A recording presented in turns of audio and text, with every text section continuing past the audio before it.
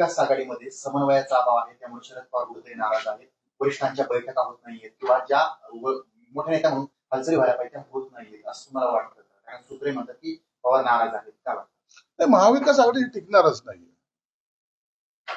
तुम्ही पाहिलं या आमदारकीच्या निवडणुकीमध्ये सर्वांनी एकमेकाच्या विरोधात काम केलं, एकमेकाला पाडण्याचं काम केलं आणि आताही त्यांना एकमेकाबरोबर राहण्याची त्यांची मनापासून इच्छा नाही. म्हणून सर्वप्रथम उबाटाने सांगितलं की आम्ही स्वतंत्रपणे निवडणूक लढणार आहोत आणि शरद पवार सुद्धा त्यांच्याबरोबर जायला इच्छुक नाही. म्हणून आलबेल वगैरे काही नाहीये. ते त्यांचं आता कोण कुणाबरोबर जाईल हे तुम्हाला एक महिनाभरात दिसेल. महाविकास आघाडीमध्ये वादाची ठिंगी पडली आहे, कारण वडट्टीवार आणि अमोल कोल्हे यांचं वक्तव्य जे आहे ते ठाकरेंच्या नगरसेवकांना आवडलेलं नाहीये. तर त्यांचं असं म्हणणं आहे की आमच्या वेळेला निवडणुकीच्या वेळेला जाणीवपूर्वक बैठका घेणं, उशिरा येणं म्हणजे यामुळे निवडणुकीमध्ये फटका बसला. वारंवार मी सांगतोय तुम्हाला, हे नाही घेणार. आता उबाटा गटाचं महत्व आता संपलेलं आहे.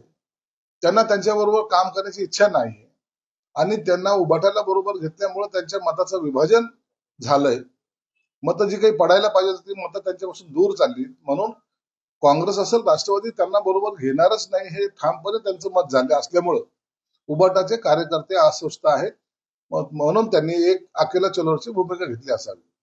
ठाकरेंचे जे काही उर्वरित नगरसेवक आहेत ते नाराज आहेत, कारण त्यांना विश्वासात घेतलं जात नाही, त्यांना विचार काही गोष्टी केल्या जात नाही, तर त्यांना काउंटच केलं जात नाही. त्यामुळे नाराजी आहे. मुंबईमध्ये फटका बसू शकतो का? आणि हे नाराजी नाट्य आहे ते पाहायला मिळतंय मुंबईच्या तोंडावर. उबाटा गटामध्ये हे अनेक वर्षापासून चालत आले. आता नगरसेवक नाराज आहे, महानगरपालिकेच्या निवडणुका आहेत म्हणून. आम्ही आमदारही नाराज त्याच्याचमुळे होतो ना. त्यांना कधी विचारायचं नाही, त्यांना कधी भेटायचं नाही, त्यांच्याबरोबर चांगला संवाद साधायचा नाही आणि त्यांच्या अडचणी समजून घ्यायचे नाही. हेच तर त्यांचं धोरण होतं. या धोरणामुळे आज पक्ष रसातळाला गेलाय. बडबड करणारे रोज बडबड करतायत. पक्षाची भूमिका काय, पक्ष कोणत्या दिशेने जाईल याची काही शाश्वती त्यांना राहिली नाही. म्हणून हे जे काही सर्व नगरसेवक नाराज आहेत ते इतर ठिकाणी पर्याय शोधतायत. अनेक नगरसेवक हे आमच्या संपर्कात आलेत, आमच्याकडे प्रवेशही घेतलेला आहे. म्हणून महानगरपालिकेच्या निवडणुकीमध्ये शिवसेना आणि भाजप अत्यंत ताकदीने या निवडणुका लढणार आहे आणि जिंकणार आहे. कराड एक महत्वाचं पद होतं, ते म्हणजे लाडकी बहीण योजनेचं अध्यक्ष पद होतं. तर कोणी चांगलं काम करतं तर एक शाबासकी म्हणून पद दिली जातात. तर हे ते चांगलं काम करत होते म्हणून त्यांना एक शाबासकी दिली असं बावनकुळे म्हणतात. आता या कराडाच्या बाबतीमध्ये जे काही आता इतके स्टेटमेंट आता बाहेर आलेले आहेत, तुम्हाला एक निश्चित सांगतो, आरोपी म्हणून त्यांना पकडलेलं आहे, चौकशी चालू आहेत आणि या खुनाच्या सगळ्या संदर्भामध्ये त्यांचा हात असण्याची शक्यता नाकारता येत नाही. म्हणून जी काही कठोरातल्या कठोर शिक्षा ही त्यांना भोगावीच लागेल आणि असं पद देऊन समाजामध्ये एक वेगळा मेसेज द्यायचा जो काही प्रयत्न झालाय, मला वाटतं मुख्यमंत्री याची गंभीरपणे दखल घेतली असेल आणि तातडीने त्या पदावरून त्यांना पदमुक्त सुद्धा केलं असेल. पुण्यात ज्या काही गुन्हेगारीच्या घटना घडतात त्यावरून अजित पवारांनी आयुक्तांवर प्रश्न उपस्थित केले, टीका केली आणि फडणवीसांकडून तिकडे पाठराखण करण्यात येते आणि ते असं म्हणतात की सगळ्या घटनांमध्ये आरोपींना तात्काळ पकडले आहे. जे जे गुन्हे झालेले त्याच्यातले सगळे आरोपी पकडण्याचं काम सरकार करत आहे, ते त्यांचे पोलीस आयुक्त करत आहेत. परंतु ह्या ज्या काही सराईत टोळ्या ज्या निर्माण झाल्यात, या कुणाच्या आशीर्वादामुळे निर्माण झालेत याच्याकडे सुद्धा लक्ष देणं गरजेचं आहे. राजकीय त्यांना हात असल्याशिवाय, त्यांना आशीर्वाद असल्याशिवाय अशा टोळ्या निर्माण होत नाही असं सर्वांचं जाणकारांचं सुद्धा मत आहे. म्हणून हे राजकीय लोक कोण याचा सुद्धा शोध घेणं गरजेचं आहे. एखादा गुंड निर्माण होतो, त्याला जेव्हा राजकीय पाठबळ मिळतं त्या टायमाला त्याची गुंडगिरी फुफवते. हे महाराष्ट्राने अनेक ठिकाणी पाहिलेलं आहे. म्हणून सरकारने चौकशी करताना गुंडाला ताब्यात घेण्याबरोबरच त्याच्या मागचे कोण सूत्रधार आहेत यांच्याकडे लक्ष दिलं पाहिजे. राष्ट्रवादीच्या नेत्यांना म्हणजे पदाधिकाऱ्यांना मार्गदर्शन करताना अमोल कोल्हे म्हणाले की काँग्रेस यांची जी पाठ आहे ती अजूनच मोडलेली आहे, ठाकरे गट अजूनही झोपेत आहेत, त्यामुळे त्यांच्यामध्ये वाद निर्माण झाला. राष्ट्रवादीने काय बोलावं? आता राष्ट्रवादीला त्यांच्याबरोबर जायचंच नाहीये. राष्ट्रवादी एक वेगळ्या दिशेने चाललेली आहे. तुम्ही पाहत असाल राष्ट्रवादीची आजकालची भूमिका ही कधीच महाविकास आघाडीची भूमिका म्हणून त्यांनी मांडलेली नाही. त्यांना आता यांच्या बरोबर राहणार नाहीत हे मी वारंवार सांगतोय तुम्हाला. या महिनाभरामध्ये चित्र बदललेलं असेल. राष्ट्रवादी कुठे असेल ह्या महिनाभरातच तुम्हाला दिसून येईल. महाराष्ट्रात कायदा सुव्यवस्थेची थट्टा उडवली जाते. जिशान बाबा सिद्दीकी हत्या प्रकरणाच्या तपासावरून नाराजी व्यक्त केली आहे. आणि हत्या प्रकरणात बिल्डर लॉबीची चौकशी का केली जात नाही, अशी दिशांची मागणी. सगळ्यांची चौकशी झाली पाहिजे. एकदा ही गुंडगिरी मोडून काढली पाहिजे. असा जर गुंडगिरीला जर कोणी जरा सपोर्ट केला ना, तर एक दिवस हेच गुंड तुमचे मारेकरी सुद्धा होऊ शकतात, हे लक्षात घेतलं पाहिजे. एकाचा खून झाला म्हणून ठीक आहे, आपण वाचलो अशातला भाग नाही, तर हे गुंड भविष्यामध्ये तुमचाही खून करायला मागं पुढे पाहणार नाही. म्हणून सर्व राजकीय पक्षाच्या नेत्यांनाही सांगतो की तुम्ही यांना सपोर्ट करू नका. जे काही तपास आलाय त्याला सहकार्य करून या सगळ्या गुंडाचा नायनाट झाला पाहिजे. हे महाराष्ट्र सुसंस्कृत राज्य आहे, त्याच पद्धतीने या राज्याचा कारभार चालला पाहिजे. या मत जे जनतेचं आहे त्याच मताचे आम्ही आहोत. महिन्याभरात राष्ट्रवादी कुठे गेली असेल म्हणजे काय नेमकं म्हणणं तुला? राष्ट्रवादी काय, त्यांना पक्ष बदलायची सवय आहे. त्यांना काय विशेष नाही आहे याच्यात. तुम्हाला काय वाटतं? हीच राष्ट्रवादी कधी काळी काँग्रेस फोडून बाहेर आली, पुन्हा काँग्रेसमध्ये गेली. आता ज्यांच्याशी कधी आयुष्यामध्ये त्यांचं जमत नव्हतं त्या उबाटाबरोबर युती केली. भविष्यामध्ये त्याच्यापूर्वी यांनी सकाळच्या शपथ सुद्धा घ्यायला लावल्यात आणि भविष्यामध्ये त्यांचा वेध आज त्याच ठिकाणी आहे, जे तुम्हाला जाणवतंय. या महिन्याभरामध्ये राष्ट्रवादीचा एक वेगळा अजेंडा तुम्हाला पाहायला मिळेल. म्हणजे महिन्याभरात शरद पवारांचा राष्ट्रवादी गट अजित पवारांमध्ये विलीन होईल? होऊ शकतो, हरकत नाही व्हायला. आता जे काही फोडाफोडी म्हणतायत, खासदाराला फोन केल्याच्या बातम्या येत आहेत, याचा अर्थ ते एकमेकांशी जुळून घेण्याच्या मनस्थितीत असावेत. फक्त त्याचा स्फोट तातडीने न करता या महिन्याभरावर तो होईल. पण सत्ताधारी पक्ष म्हणून तुम्हाला ते मंजूर आहे का? तुमचं alliance आम्हाला त्यांच्या पक्षाची काय घेणं देते. आम्ही महायुती म्हणून इथं आहोत आणि आमची महायुती मजबूतीने काम करते. राष्ट्रवादीची ताकद वाढली तर हे शिंदे सेनेसाठी पण आम्हाला कुणाची ताकद वाढली काय आणि कमी झाली काय काही फरक पडत नाही. आम्ही आहोत, आमच्या ध्येय धोरणाला चिटकून आहोत. आमचा विषय महत्वाचा आहे. आम्ही शिवसेना प्रमुखांचे जे काही विचार घेऊन पुढे जायचा जो प्रयत्न आमचा आहे त्याच्याशी कुठेही कोणीही स्पीड ब्रेकर घालू शकत नाही आणि आमच्या भूमिकेपासून आम्ही हलणार सुद्धा नाही. पण खूप मोठं विधान करताय तुम्ही, म्हणजे महिन्याभरामध्ये राष्ट्रवादीची विलीनीकरण होईल 100% होणार. ते सगळे तसे संकेत आहेत. आता तुम्ही गेले दीड महिन्यामध्ये पहा, त्यांच्या पक्षाच्या नेत्यांनी जे वरिष्ठ नेते आहेत त्यांनी कुठेही अशी टीका कुठेही केलेली नाही आणि तीच बाजू ती दिशा पाहून उबाठा गट सुद्धा आजकाल देवेंद्र फडणवीस साहेबांच्या प्रेमात पडलेला आहे. भेटतायत वारंवार, साथ मिलके काम करण्याची घोषणा करतायत आणि एकदा नाही दोनदा नाही, अत्यंत विकासाचा यांना जो काय आव आणता येते त्या दिशेने जे काही भेटतायत त्याचा अर्थ असा होतो की आता हे थकलेत. यांना आता जाणीव झाली की आपण जे काय बोंबलत होतो, आपण जे काय टोमणे मारत होतो त्याचा काहीही उपयोग या महाराष्ट्राच्या जनतेच्या मनावर झाला नाही. म्हणून आज त्यांना या सगळ्या प्रवाहाच्या बाहेर राहणं परवडणार नाही. माशासारखे तडपडून हे लोक मरतील त्यापेक्षा समुद्रामध्ये डुबकी मारणं हेच त्यांच्याकडे असलेला पर्याय आहे.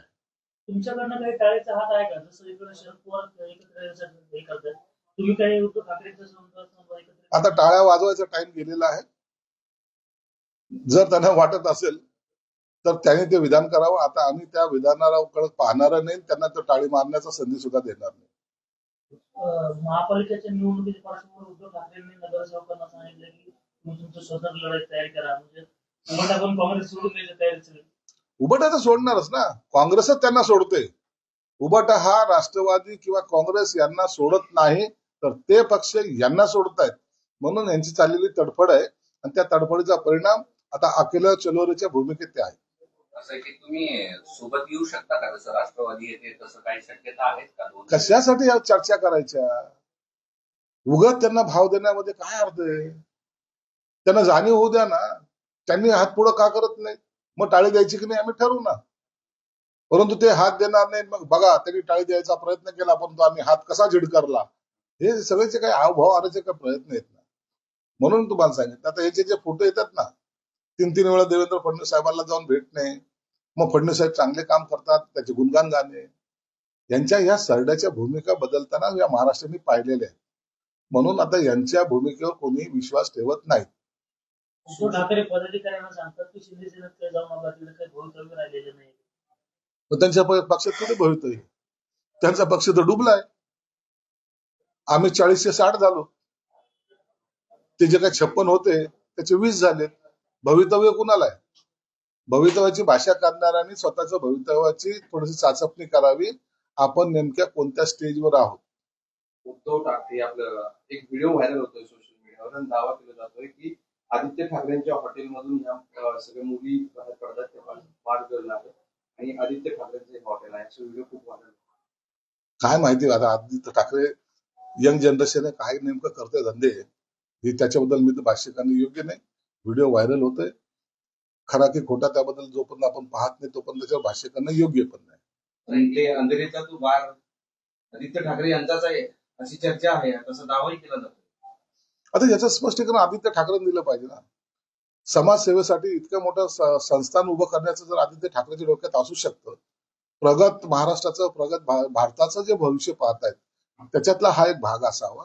म्हणून याचं उत्तर सुद्धा ते समर्पकपणे ते देऊ शकतील. आपल्या मुलीबद्दल एक आक्षेप व्यक्त केला जातो की त्यांनी अधिकाऱ्यांना घेऊन सिडकोची पाहणी केली काल, तशी त्यांनी पोस्ट देखील केली आणि नंतर ती डिलीट देखील केली. दानवे असं म्हणतात की मंत्र्यांच्या मुलींना अशी पाहणी कशी करता येईल? पाहणी करणार नाही, तिथं सरपंच होता, त्या सरपंचाबरोबर माझी मुलगी गेली होती आणि अधिकाऱ्यांबरोबर जाऊन जर एखाद्या कामाचं जर पाहिलं तर त्यात काही गैर नाहीये. जर तुम्हाला असं वाटत असेल तर तुम्ही पाहतात की साधा नगरसेवक असेल, साधा कार्यकर्ता असता, अनेक वेळेला अधिकाऱ्यांबरोबर बैठका घेत असतात, अधिकाऱ्याबरोबर पाहणी करत असतात.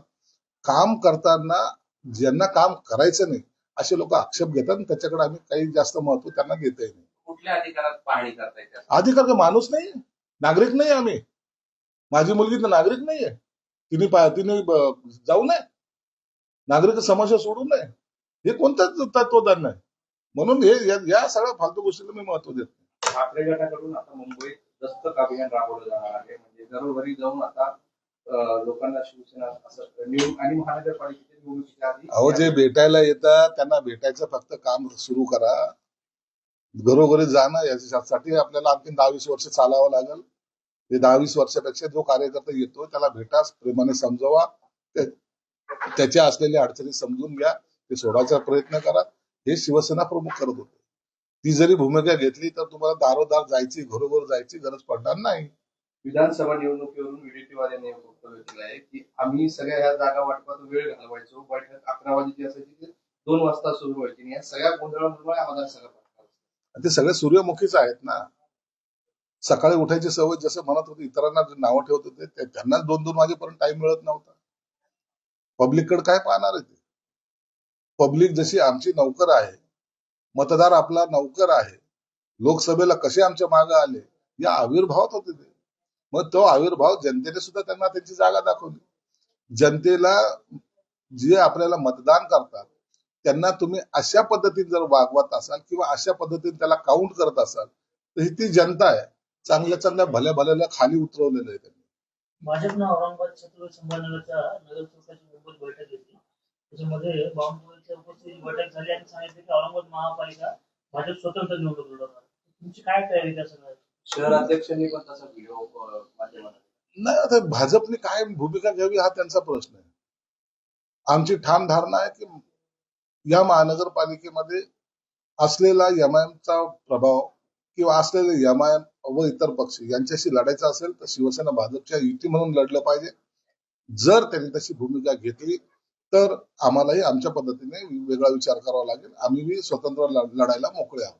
विरोधकांकडून प्रश्न उपस्थित करण्यात येतो की तुम्ही म्हटले होते की 2100 रुपये लाडक्या बहिणीला देण्यात येणार आहे, ते नेमकं कधी देणार आहे? निवडणुकीच्या तोंडाला बोलले पण आता विसरले. नाही, विसरले वगैरे नाही. त्यासाठी योग्य ती तरतूद करण्याचा सरकारचा सगळा विचार आहे आणि मला वाटतं या बजेटमध्ये त्याचा उल्लेख सुद्धा होईल. येणाऱ्या बजेटमध्ये त्याचा उल्लेख सुद्धा होईल. राष्ट्रवादीतील काही पदाधिकाऱ्यांनी महत्वाची मागणी केली आहे. पक्षातील प्रमुख पदांमध्ये बदल करण्याच्या ही मागणी केली आहे. तर दुसरीकडे जयंत पाटलांची प्रदेशाध्यक्ष पदावरून बदली करण्याची मागणी देखील त्यांनी केली. यांनी प्रदेशाध्यक्ष बद्दलच बोललेलं नाही. एका अर्थानं जयंत पाटलांची पक्षातून हकलपट्टी करावा असा संदेश त्या लोकांनी दिलेला आहे. गेले वर्षभरापासून जयंत पाटलाला काम करू न देणं हा त्यांचा एकमेव अजेंडा होता आणि त्या पद्धतीने त्यांना वागणूक दिलेली आहे. जयंत पाटील स्वतःच तिथे नाराज आहेत आणि मी मागेही सांगितलं की जयंत पाटील आता जास्त काळ त्या पक्षामध्ये राहणार नाही. जयंत पाटील यांनी कार्यकर्त्यांना आदेश दिले आहेत की म्हणजे मला 8 दिवसांचा वेळ द्या, मी पद सोडतो, मात्र बुथवर तुम्ही काय काम केलं याचा हार्ड रिपोर्ट द्या. मी बाजूला होतो, मात्र तुम्ही चांगल्या माणसाला असं बोलायला लावलं आणि बाजूला करणं योग्य नाही. जयंत पाटलांना ते जयंत पाटील हे सर्वांना खुपतायत.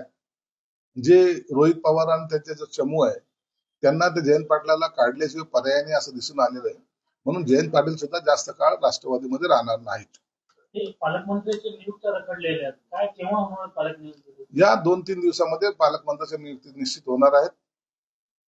कारण पुढच्या आठवड्यामध्ये 19-20-21ला स्वतः मुख्यमंत्री परदेश दौऱ्यावर चाललेले, दावोसला चाललेले. त्यापूर्वी या सगळ्या नियुक्त्या केल्याशिवाय ते जाणार नाहीत असं एकंदरीत अंदाज आहे. साहेब, एक आणखी महत्वाचं म्हणजे मनोज जरांगे पाटील बोलत असताना असं बोलले की घरात घुसून मारू, म्हणजे एक विशिष्ट समाजासंदर्भात ते बोलले. त्यामुळे आंदोलन, मोर्चे, नाराजी आणि अशांतता निर्माण होऊ शकते. हे बघा, मनोज जरांगे पाटलांनी काय बोललंय ते त्यांचं स्वतःचं वक्तव्य. त्याचे पडसाद काय उमटतील किंवा कोण काय केसेस करतील यावर भाष्य करणं मला उचित नाही. त्यांच्या दृष्टिकोनातून ते योग्य असेल तर त्यावर मी सुद्धा भाष्य काही करणार नाही. पुण्यामध्ये कोयता गँगची दहशत आहे, तशी दहशत कोल्हापूरमध्ये पाहायला मिळते. एका इंजिनियर विद्यार्थिनीला कोयत्यानं मारलं, त्यानंतर आपल्या इथे किडनॅपिंग करण्यात आली. म्हणजे ह्या अशा गोष्टी ज्या आहेत दिवसेंदिवस घडतात. काही स्ट्रिक्ट ऍक्शन घेणं गरजेचं वाटतं तुम्हाला? पोलिसांनी असे गुन्हेगार जे ना यांना रस्त्यावर फोडलं पाहिजे. लोकांमध्ये एक मेसेज दिला पाहिजे. कायद्याच्या विरोधात जरी असलं, कायदा असं जरी तुम्हाला परमिशन देत नसला तशी अशा गुन्हेगारीच्या प्रवृत्तीचे जे लोक असतात त्यांना धाक बसवणं हे गरजेचं आहे. म्हणून या महाराष्ट्रामध्ये ही जी काही गुन्हेगारी प्रवृत्ती वाढत चालली की माझं काही वाकडं होणार नाही, त्याला आता पोलिसांनी जबर धाक निर्माण करण्याची गरज आहे. मला वाटतं देवेंद्र फडणवीस साहेब त्यावर पावलं उचलत आहेत. जितेंद्र आव्हाडांनी एक व्हिडिओ ट्विट केलाय, त्यामध्ये मतदान केंद्रामध्ये जाऊन बटन दाबणे, व्हिडिओ बनवणे, सोशल मीडियावर अपलोड करणे, हे वाल्मिक कार्डचे कार्यकर्ते आहेत, त्यांनी बूथ कॅप्चरिंग करणे, अशा प्रकारची कामं केली, त्यांनी निवडणुकी जिंकून आलेले आहेत असा आरोप केलाय. व्हिडिओ पोस्ट केले. ते आता सगळं चौकशीमध्ये सर्व दिसून येईल. आता सगळ्या गोष्टी त्या एकाच केंद्रबिंदू मानून आपण त्याच्यावर बोलणं योग्य नाही. पोलिसांनी त्यांचं काम करू द्या. जेव्हा त्यांना कठोर शिक्षा होईल त्या टायमाला आपल्याला याच्याबद्दलचा तपास कसा झाला, काय झाला हे सगळं तुम्हाला दिसून येईल. आता तपासामध्ये विघ्न आणू नका असंच मी सर्व राजकीय पुढाऱ्यांना विनंती करणार. टोरेस नावाची कंपनी आहे, जिनं आमची हिरे विकत घ्या, पैसे गुंतवा, तुम्हाला नंतर पैसे दिले जातील, अशी खेराखिरी चित्रपटासारखा एक कारनामा केला. नंतर ती कंपनी बंद झाली. मुंबईमध्ये बरेच लोक आहेत, त्यांचे पैसे अटकले, फसवणूक झाली. अशा अनेक कंपन्या, बोगस कंपन्याचं रजिस्ट्रेशन इथं झालेलं आहे. लाखो कंपन्या आहेत जे अशा माध्यमातून लोकांकडे शेअर काढणे, लोकांना फसवणे, व्याजाचा दर वाढून देणे आणि लोकही आपल्याला चांगल्या पद्धतीचं रिटर्न्स मिळतात म्हणून फसतायत. तर ते या अशा कंपन्याच्या लोकांना अटक होईल, कारवाई होईल, परंतु सर्वसामान्य माणूस त्याच्यामध्ये फार कर्जबाजारी होतोय हे त्यांनी सुद्धा लक्षात घेतलं पाहिजे आणि सरकार त्याची दखल घेऊन त्याच्यावर कारवाई करेल. मुंबईत प्रदूषण वाढलं आहे, त्याला रस्त्याची कामं म्हणा, विकास कामं म्हणा, किंवा निवडणुकी दरम्यान जे काही फंड बाहेर आले त्यामुळे हे प्रदूषण वाढत चाललंय असं वाटतंय? असं काही नसतं. तिथं कामाचा जो काही सपाटा चालू आहे, हायकोर्टाने सुद्धा काही ठिकाणी कामावर बॅन केलेलं आहे. महानगरपालिकेने सुद्धा नोटिसा काढलेल्या आहेत. जर प्रदूषणाचा नियम जर त्यांनी पाळले नाही तर ते काम सुद्धा, बांधकाम सुद्धा बंद करण्याचा इशारा त्यांनी दिलेला आहे. सिडकोच्या घरासंदर्भात बऱ्याच जणांनी नाराजी व्यक्त केली आहे. त्यांचं असं मत आहे की घरं खूप हे आता महाग आहेत, तर काही फेरविचार होऊ शकतो का? सिडकोचे घरं महाग नाहीये. त्याच्यातलं एकच फक्त खारघरची जी साईड आहे, खारघरची साईड म्हणजे उदाहरणार्थ बेलापूरचा जो असलेला रेट आहे किंवा नरिमान पॉईंटचा असलेला रेट, एवढी तफावत आहे त्याच्यात. खारघरची साईड ही अत्यंत महागडी साईड आहे, तिथलचा रेट तसा आहे. म्हणून एकमेव उदाहरण सोडलं तर बाकी सर्व साईडचा जर तुम्ही पाहिला तर सर्वसामान्याला परवडणारे घरे 25 लाखापासून सुरू आहेत तर ते 46 लाखापर्यंत आहेत. म्हणून एखाद्या साईडवर जर तो रेट अबव जात असेल तर त्या सर्व साईडला तुम्ही ग्राह्य धरणं चुकीचं आहे. नरिमान पॉईंटचा रेट वेगळा असतो, ठाण्याचा रेट वेगळा असतो. तशाच प्रकारे तो त्या भागातला नरिमान पॉईंट आहे, म्हणून त्याचा रेट तुम्हाला जास्त वाटतो. कोट्यवधींची बिलं हे थकलेले आहेत, ते म्हणजे घाटीकडे. कोरोना काळामध्ये ऑक्सिजन पुरवणं महत्वाचं होतं, तातडीनं पुरवले, मात्र त्या पुरवणाऱ्यांना पैसेच पुरवले जात नाही. कोट्यवधी रुपये थकले. भविष्यामध्ये जो काही नवीन व्हायरस आलाय, अशा संकटामध्ये कंपन्या सहकार्य करणार नाही, संकट निर्माण नाही. याची सर्व ज्यांची बिलं थकलेली आहेत त्या संदर्भामध्ये आरोग्य मंत्र्यांनी सुद्धा तातडीने बैठक आयोजित केलेली आहे. ते याच्यावर सर्वव्यापी निर्णय सुद्धा घेणार आहेत आणि येणारा व्हायरस आहे त्याची सुद्धा पूर्वतयारी म्हणून त्यांनी काही सूचना सुद्धा सगळ्या अधिकाऱ्यांना दिल्या आहेत. म्हणून आता थांबणे नाही तर चालणे हा सगळा मूल मंत्र हा आरोग्य विभागाचा सुद्धा आहे. छत्रपती संभाजीनगरमध्ये मुलींचा जो काही जन्मदर आहे तो कमी झालाय. 889 मुलींचा जन्मदर आहे तो म्हणजे 1000 मुलांच्या मागे. हा खूप तफावत आहे, खूप आकडा कमी आहे. कोणते गर्भपात करणं किंवा चाचण्या करणं त्याचा परिणाम आहे. गर्भपात आणि चाचण्या करणारं एक रॅकेट बीडमध्ये बी होतं, संभाजीनगरमध्ये बी होतं, नांदेडला काही ठिकाणी पकडलेलं, लातूरला पकडलं गेलेलं आहे. या सगळ्या प्रकारामुळं मुलीचा जन्मदर घटतोय. ही खरंच चिंतेची बाब आहे आणि म्हणून हे आता यांच्यावर कठोर कारवाई तर केली जातेच आहे, परंतु अशा जे काही गर्भधारणेसंदर्भात जे काही चाचण्या करतात त्यांच्यावर सुद्धा आता देशद्रोहासारख्या खटले त्याच्यावर दाखल झाले पाहिजेत, जेणेकरून त्यांना एक वचक बसला पाहिजे आणि ज्या ज्या ठिकाणी होत आहेत त्या ठिकाणची माहिती जर सरकारला मिळाली तर सरकारही त्याच्यावर अत्यंत गंभीर स्वरूपाचे गुन्हे दाखल करेल. देश विदेशातील प्रत्येक घडामोडींचे लाईव्ह अपडेट मिळवण्यासाठी आता साम टीव्हीच्या सर्व सोशल मीडिया प्लॅटफॉर्मला लाईक, फॉलो आणि सबस्क्राईब करा. तसंच सर्व नोटिफिकेशनसाठी बेल आयकॉन प्रेस करायला विसरू नका.